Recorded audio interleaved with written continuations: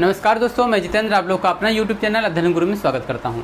बच्चों, आज का जो टॉपिक है यह प्रीवियस ईयर 2019 में पूछा गया सभी प्रश्न है जो यूपी पुलिस कांस्टेबल के लिए, रेडियो ऑपरेटर के लिए और एसआई के लिए आया था। उस पेपर का हमने क्वेश्चन यहाँ पर लिए हैं। इसको सॉल्व करते हैं कि देखिए कि आपको किस लेवल का प्रश्न पूछ सकता है। तो प्रश्न है कि दो संख्याओं का मस और लस क्रमशः 2 और 60 है। यदि उन संख्याओं में से एक दूसरे की तुलना में 14 अधिक है तो छोटी संख्या ज्ञात कीजिए। तो ऐसे प्रश्न जो है पूछे जा रहे हैं, तो आपको बिल्कुल हल्के में नहीं लेना है। सवाल बहुत इजी है, बस आपको समझना है कैसे लगेगा। तो आपको पहले बता रहा है, इसके पहले हमने 7 क्वेश्चन करा चुके हैं, पिछले पार्ट में 7 क्वेश्चन। आज जो है उस सेट में जितने भी सवाल हैं सबको हम सॉल्व कर देंगे। चलिए, तो 8वां प्रश्न है, दो संख्याओं का मस और लस दिया गया है। तो मस दिया गया है HCF 2 और LCM 60, ये दोनों दिए गए हैं। फिर कह रहा है कि जो संख्याएं हैं, यदि उन संख्याओं में से एक दूसरे की तुलना में 14 अधिक है। मान लीजिए एक संख्या x है, तो दूसरी संख्या जो बड़ी होगी, बड़ी वाली संख्या, यह 14 का अंतर है, यानी 14 अधिक है, तो x प्लस 14 हो जाएगा। यानी यह बड़ा संख्या हो गया, छोटी वाली संख्या हो गया। फिर आपको एक फार्मूला पता होगा कि LCM multiply HCF equal to first number into second number. ये फार्मूला आपको पता होगा, यानी प्रथम संख्या दूसरी संख्या का गुणनफल उसके लस और मस गुणनफल के बराबर होता है। तो लस दिया है 60, मस दिया है 2, बराबर है पहली संख्या x और दूसरी संख्या x प्लस 14, इसका गुणा कर दीजिए तो हो जाएगा 120 बराबर x पावर 2 प्लस 14x। अब इसको पक्षांतरित करके उस साइड ले जाइए तो हो जाएगा x square plus 14x minus 120 बराबर 0। जब 120 का हमें फैक्टर करना है, 120 का फैक्टर ऐसा करना है कि इसको घटाने पर 14 आना चाहिए। तो 20 छक्का 120 होता है, तो लिख दीजिए x square plus 20 minus 6 minus 120 बराबर 0। x स्क्वायर बराबर x square plus 20x minus 6x minus 120 equal to 0। x common ले लीजिए तो x प्लस 20 माइनस 6 कामन ले लीजिए तो x प्लस 20 इक्वल टू 0। तो एक बार हो जाएगा x प्लस 20, दूसरे में हो जाएगा x माइनस 6 इक्वल टू 0। यदि हम यहाँ पर देखें तो x का वैल्यू आएगा माइनस 20, जो अमान्य होगा, x इक्वल टू 6। तो यहाँ पर जो छोटी संख्या हमने माना है, छोटी संख्या ये रहा छोटी संख्या, इसका मान आया है 6। तो x की वैल्यू कितनी आई? 6, और 6 क्या है? सबसे छोटी नंबर है, तो x की वैल्यू 6। यदि आप इस सवाल को करने में एक्सपर्ट हैं तो आप जब यहाँ फैक्टर करते हो ना, 20 छक्का 120, तो 20 बड़ी हो गया, 6 छोटा हो गया, आप तुरंत जो है यहाँ 6 पे टिक मार सकते हैं। इसमें आपको किसी प्रकार का भी सोचने की ज़रूरत नहीं है कि संख्या क्या आएगा, केवल आप फैक्टर कर लिए, आपका आंसर आ गया 20 छक्का 120। यानी 6 जो है छोटा है, 20 जो है बड़ा है। तो इस सवाल को समझने में आपको कठिनाई कहाँ है? कठिनाई ये था कि लस मस तो आपको बहुत आसान है, पर यहाँ पर इस फार्मूले को आपको याद रखना है। लस और मस का जो गुणनफल होता है, प्रथम संख्या द्वितीय संख्या के गुणनफल के बराबर होता है। यदि आप इसको कर पा रहे हैं तो इक्वेशन आपका बन जाएगा।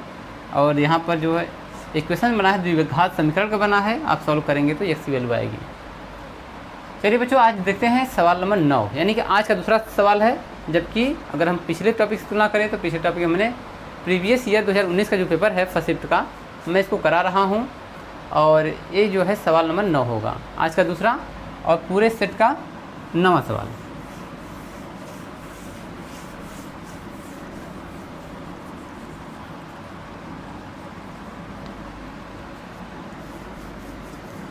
तो इसको मिटा देते हैं।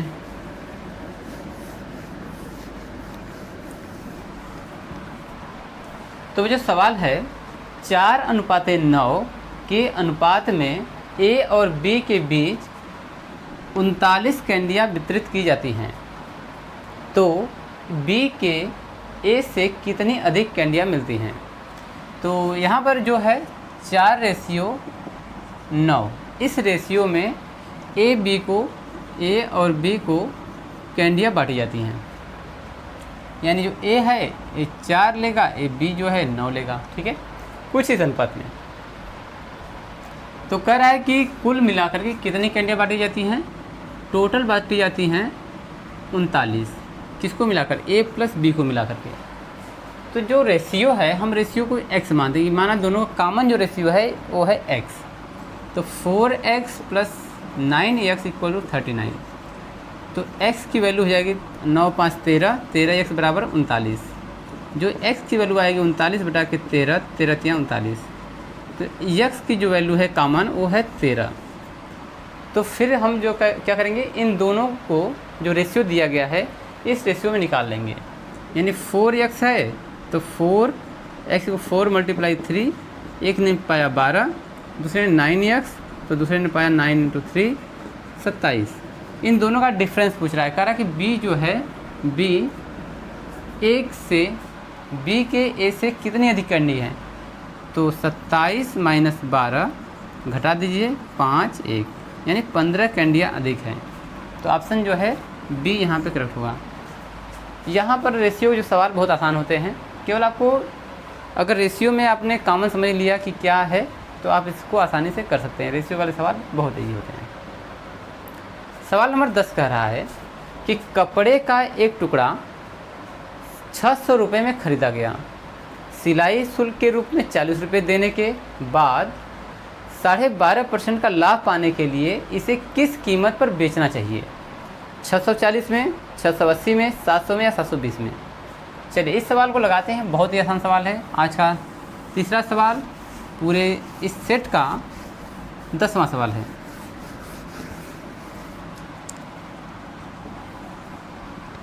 तो कपड़े का एक टुकड़ा कितने का है, 600 रुपये का। इसमें हमने सिलाई जोड़ा 40 रुपये, टोटल मूल्य कितना हो गया 640 रुपये टोटल मूल्य हो गया है। अब हमें कह रहा है कि 12.5% का अगर लाभ प्राप्त करना है तो इसे कितने बेचना पड़ेगा। जो यहाँ पर हमारा क्रय मूल्य लगा हुआ है, ये CP है, सिलाई और कपड़े को लेकर के, इसी पर यदि हम 12.5% निकाल दें, जो वैल्यू आए इसी में जोड़े तो विक्रय मूल्य हो जाएगा। तो 640 का 12.5% निकाल लेते हैं। यहाँ पर 12.5% लिखते हैं। अगले स्टेप में 640 गुणे 12.5 बटा के 100, इसको काट दीजिए, कट गया। तो 64 गुणे इसको भाग कर दीजिए 1.25, ठीक है। अब इसको गुणा करते हैं। गुणा करिए 4 × 5 = 20, 2 4 दूनी 8 2 10 1 4 1 5, 5 6 से गुणा करिए तो 6 5 30, 3 आएगा, 6 दूनी 12 3 15, करीब 1 6 1 7। तो यहाँ पर 0 0 0 और यहाँ पर जो है 1 यहाँ पर ऐड हो जाएगा 0.2 अंक पर। तो 80 रुपये जो है उसको बढ़ा के बेचना पड़ेगा। यदि 12.5% का लाभ लेना है तो 80 रुपये बढ़ाना पड़ेगा। तो टोटल मूल्य क्या होगा, तो 640 सिलाई लेकर के है, प्लस इसमें 80 ऐड कर दीजिए, तो 0 2 करीबन 7, उसको 720 रुपये में बेचना पड़ेगा। यदि उसको 12.5% का लाभ चाहिए तो उसको 720 रुपये में इसको बेचना पड़ेगा। डी ऑप्शन यहाँ पे करेक्ट है। चलिए बच्चों सवाल नंबर आगे देखते हैं। सवाल नंबर अच्छा 11वां बनेगा। पहले इसको भी इरेज करते हैं।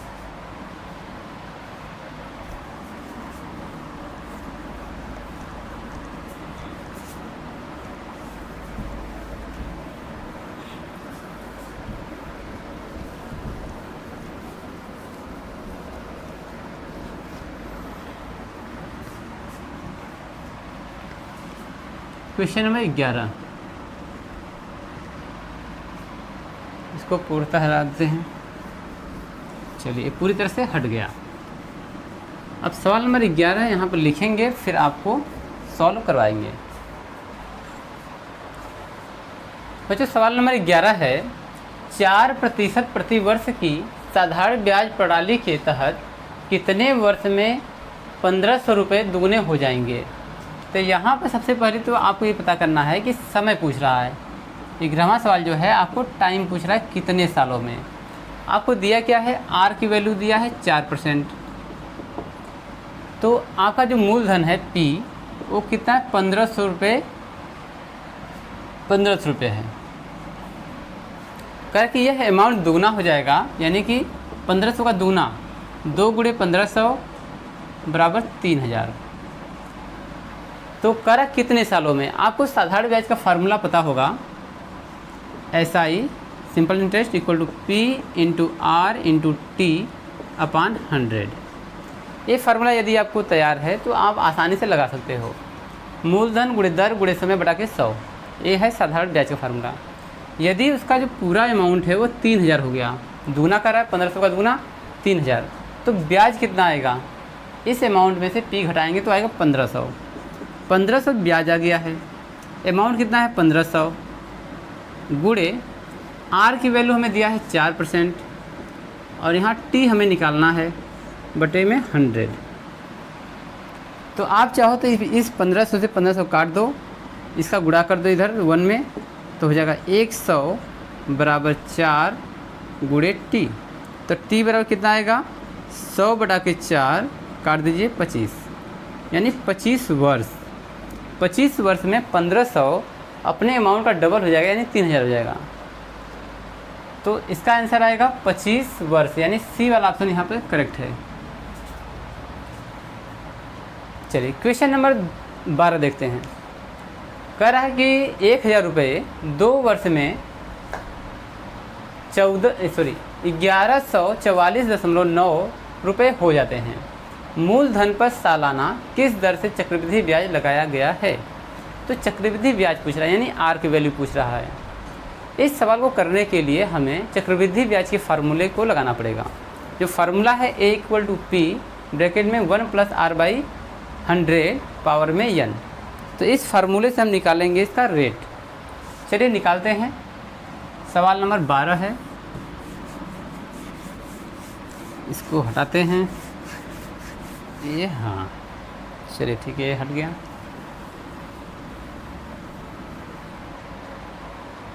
चलिए देखिए बच्चों, सवाल नंबर 12 बिल्कुल ध्यान समझना, नहीं तो मुश्किल हो जाएगा। तो अमाउंट हमारा कितना है, P की वैल्यू वो है 1000 रुपये। टाइम कितना लग रहा है, n इक्वल टू 2 वर्ष यानी 2 साल। टोटल अमाउंट कितना हो जा रहा है 1144.9 रुपये। तो अब हमें लगाना चक्रवृद्धि ब्याज का फार्मूला। तो A equal to P bracket में 1 प्लस R बाई 100 पावर में n। तो अमाउंट जो है वो कितना है 1144.9 इक्वल टू 1000 ब्रैकेट में 1 प्लस R बाई 100 पावर में n। n जो पावर में है यहाँ पे हो जाएगा 2, क्योंकि 2 वर्ष दिया हुआ है। चलिए अब इसको करते हैं बटे में। तो 1144.9 बटे के 1000 बराबर 1 प्लस R बटा के 100 पावर में 2। अब यहाँ पर इसका आपको निकालना पड़ेगा स्क्वायर रूट। चलिए अब स्क्वायर रूट निकालने के लिए देखिए यहाँ पे दशमलव लगा हुआ है, तो इस दशमलव को हम करते हैं गायब और नीचे बढ़ाते हैं एक 0। ठीक है, इस जो ऊपर का अमाउंट है इसका आपको निकालना है वर्गमूल। वर्गमूल कैसे निकालते हैं, बहुत शॉर्टकट तरीका है। 1144.9 का वर्गमूल निकालिए, 00 यानी कि 2 जोड़ा बनाइए, आपका हो जाएगा 1 कम 1 कट गया, यहाँ पाएगा 14, यहाँ हो जाएगा 2 भाग नहीं जाएगा, 0 बढ़ाएंगे 0 यहाँ लगेगा, 14 नहीं यहाँ पाया जाएगा। 7 वाले चलते हैं, 7 7 49, 7 दूनी 14 यानी 107 बार। इसका कितना आएगा स्क्वायर रूट 107।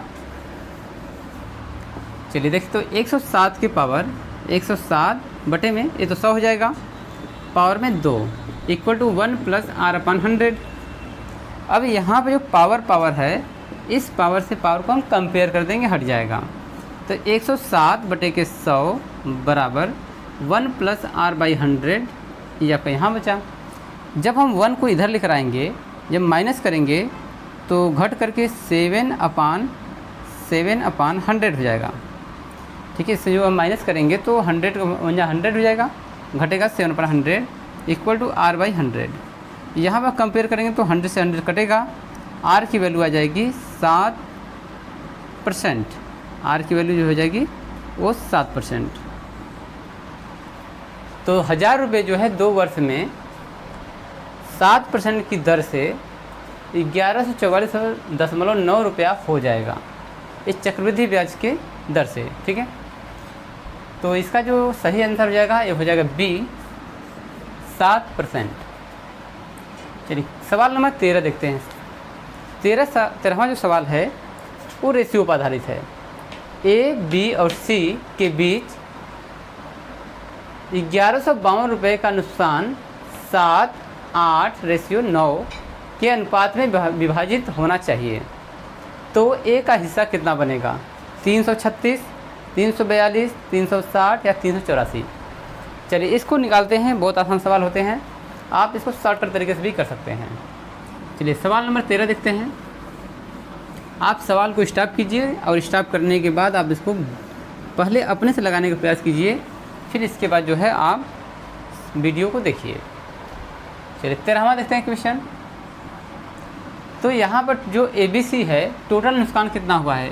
ABC तीनों का जो नुकसान है वो है 1152 रुपये, और तीनों का जो रेशियो है 7:8:9 के अनुपात में इनको क्या हुआ है? घाटा सहना है। तो ए को कितना घाटा सहना पड़ेगा? क्या करना है? इन सभी का जो कॉमन रेशियो है x, इसको ले लेते हैं।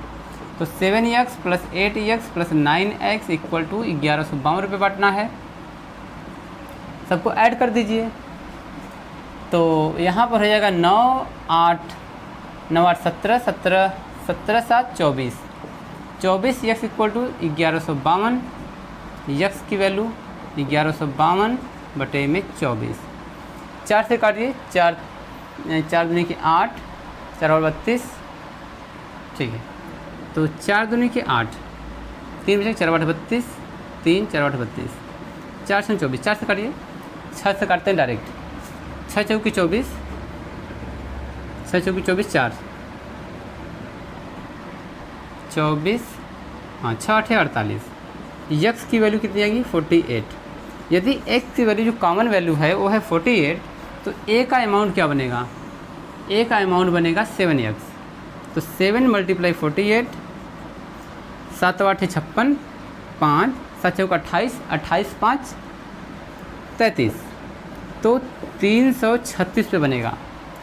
तो जो घाटा है 1152 रुपये में, उसमें ए का जो घाटा है वो है 336 रुपये। ऑप्शन ए यहाँ पे करेक्ट माना जाएगा। चलिए नेक्स्ट क्वेश्चन पे आते हैं। क्वेश्चन नंबर जो है 14 बनेगा यहाँ पर।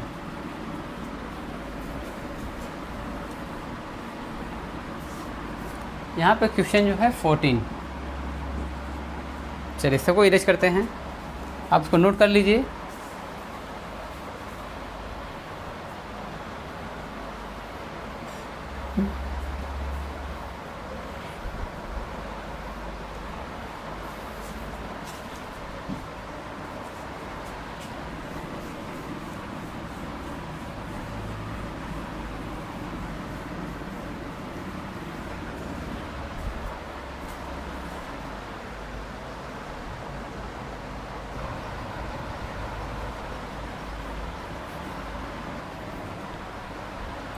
तो बच्चों सवाल नंबर 14 है, ए, बी तथा सी ने 50,000 रुपये का कारोबार प्रारंभ किया। बी ने सी की तुलना में 6,000 अधिक दिए तथा ए ने बी की तुलना में 2,000 अधिक दिए। यदि कुल लाभ 10,000 हो था तो लाभ में ए का हिस्सा कितना था? चलिए यहाँ पर 3 कैंडिडेट हैं 14वें सवाल में, ए, बी और सी। तो तीनों ने मिल करके 50,000 का कारोबार शुरू किया। ठीक है, 50,000। इस 50,000 में कह रहा है कि जो बी ने सी की तुलना में 6,000 अधिक दिए। तो यहाँ पर सी की जो वैल्यू है हमें डिफाइन नहीं है, तो हमने सी का माना कि इसने x रुपये लगाए हैं। तो बी ने कितना लगाया, इस सी की तुलना में 6000 अधिक, तो लिखेंगे x प्लस 6000, इस बी के अमाउंट हैं। अब कह रहा है जो ए है बी की तुलना में 2000 अधिक दिया है, तो बी की वैल्यू ए है, तो ए की वैल्यू कितनी हो जाएगी, x प्लस 6000 प्लस 2000, तो टोटल अमाउंट x प्लस 8000 हो जाएगा इसका, और इसका x प्लस 6000 इसका x है। तीनों ने मिल करके कितना लगाया, 50000 लगाया। तो इन तीनों का जो अमाउंट है इसको ऐड कर लेते हैं, x plus 8000 plus x plus 6000, और यहाँ पर सी ने लगाया है x रुपये, टोटल मिला के 50000 रुपये। तो टोटल x की वैल्यू कितनी आएगी, 3x प्लस 8 6 14, 14000 को हम 50000 में से घटाएंगे, तो 3x बराबर 50000 माइनस 14000, तो 3x यानी x की वैल्यू निकालते हैं, x इक्वल टू 36000, यहाँ पे 3 से लगेगा भाग, तो हो जाएगा 12 3 36, 12000 रुपये। जो x है, x कौन है, x c है, c ने टोटल लगाए हैं कितने, 12000 रुपये। यदि c ने 12000 लगाया है तो b ने कितना लगाया, तो जाहिर सी बात है कि इसने 12000 लगाए हैं, ठीक है। तो b ने लगाया 12 प्लस 6 18000, b ने लगाया 18000 रुपये, और यहाँ पे a ने कितना लगाया, 2000 इससे ज़्यादा लगाया है, तो कितना हो जाएगा 20000 रुपये। यानी कि यहाँ पर a ने लगाए 20000, a ने 20000, b ने 18000 और c ने 12000, तीनों को ऐड करेंगे तो 50000 हो जाएगा। अब कह रहा है जो मुनाफा हुआ है, प्रॉफिट हुआ है, प्रॉफिट वो हुआ है टोटल 10000 रुपये का। अब इस 10000 में से ए का हिस्सा कितना लगेगा, जब तीनों का रेशियो पता होगा तभी तो हिस्सा लगाएंगे। चलिए तीनों का जो रेशियो है, चलिए निकालते हैं। यहाँ पर ए बी और सी, 20000, यहाँ पर 18000, यहाँ पे 12000, 3 जीरो पहले गया, 2 से काटिए, ये हो जाएगा 10, ये हो जाएगा 9, ये हो जाएगा 6। तो तीनों का जो रेशियो आया है 10:9:6, ठीक है। अब जो है इस टोटल को ऐड करेंगे हम, तो टोटल कितना आ जाएगा, क्योंकि हमें 10000 को बांटना है, ऐसे तो बांट नहीं देंगे ना, एक कॉमन रेशियो लाएंगे ना, कॉमन एक वैल्यू लाएंगे, फिर मल्टीप्लाई करेंगे। तो जब यहाँ पर हम इसको ऐड करेंगे 10 9 19 6 25, 25 जो कॉमन रेशियो x है यह 10000 के बराबर होगा। तो x की वैल्यू कितनी आ जाएगी, 10000 में हम 25 से करेंगे भाग, तो 25 चौके 100, 400, यानी जो x है यह 400 आया, कॉमन वैल्यू कितनी है 400। अब यदि a का वैल्यू पूछ रहा है कितना आएगा, तो हम 400 में 10 से गुणा कर देंगे, तो जो a का प्रॉफिट होगा a इक्वल टू 10 × 400 बराबर 4000। अब यदि हम मान लो तो हमारा आंसर बन गया, ठीक है। इसका जो आंसर बन गया हमारा वो बन गया है 4000 रुपये। चलिए यहाँ पर 4, डी का मान जो है 4000, पर अभी कह रहा है कि यदि मान लो बी का पूछता तो हम इसमें 9 से गुणा करते हैं, बी का वैल्यू कितना हो जाता, 4 9 36, 3600 रुपये। यदि सी का निकालना पड़ता तो यहाँ पर 6 है ना, 6 चौके 2400 रुपया। जब इसको हम ऐड करेंगे तो 10000 हो जाएगा, ठीक है। 3 1 4 2 6 4 10, ठीक है। तो यहाँ पे जो ए का जो प्रॉफिट होगा 10000 में वो हो जाएगा 4000, क्योंकि जो इसका रेशियो बन रहा है वो हर बन रहा है 10, ठीक है। चलिए बच्चों आते हैं सवाल नंबर 15 पर। सवाल नंबर 15, इसको इरेज करते हैं।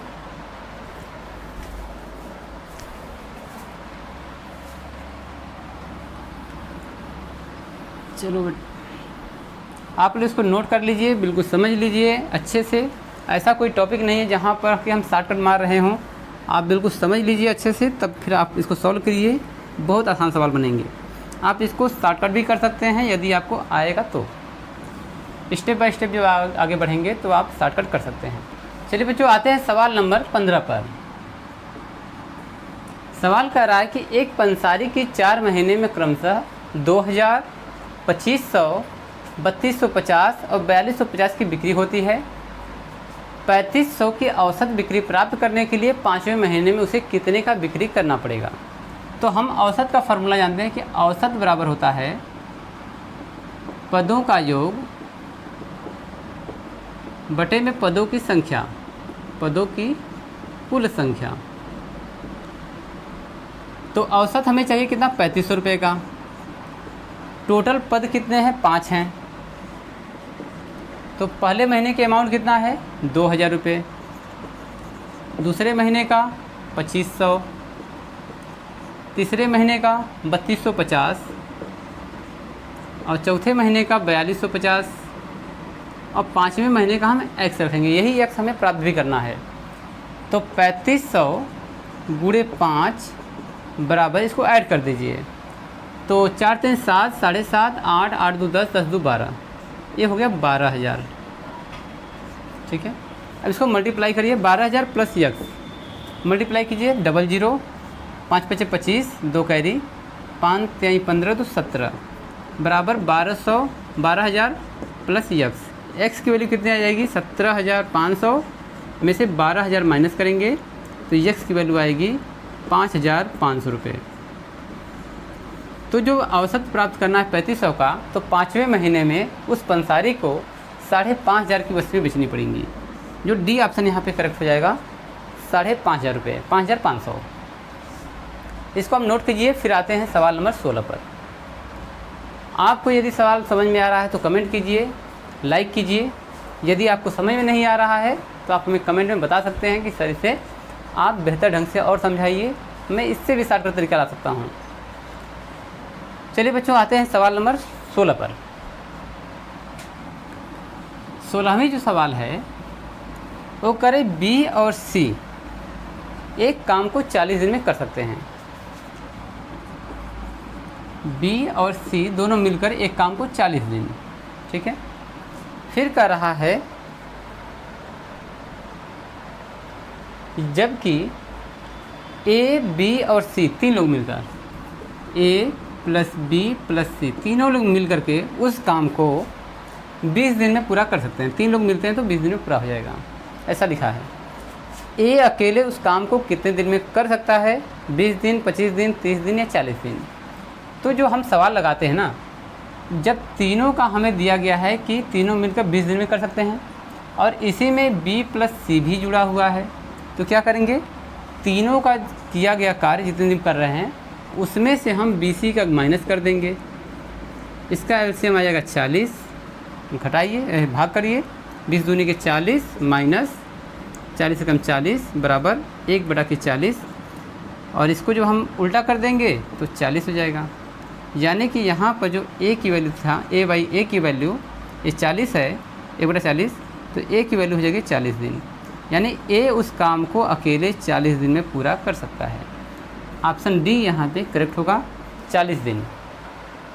तो बच्चों, मैं आशा करता हूँ कि आपको ये सवाल पूरे समझ में आए होंगे। आप जो है ये देखिए, प्रीवियस ईयर का पेपर है, इसमें हम किसी भी प्रकार का सरल या इजी या फिर अन्य नहीं जोड़ सकते। आपको जैसे सवाल दिया गया, यदि आपको लगता है कि नहीं इस पर ट्रिक काम कर रहा है तो ट्रिक लगाइए, नहीं ट्रिक लग रहा है तो आपको बिल्कुल सीखना है एक नए सिरे से। अगर आप फ्रेशर हैं तो फ्रेशर के लिए ट्रिक बहुत अच्छा लगता है, पर यदि सवाल थोड़ा सा घूम गया तो ट्रिक काम नहीं करता है, क्योंकि ट्रिक जितना जल्दी याद भी होता है उतना जल्दी भूलता है।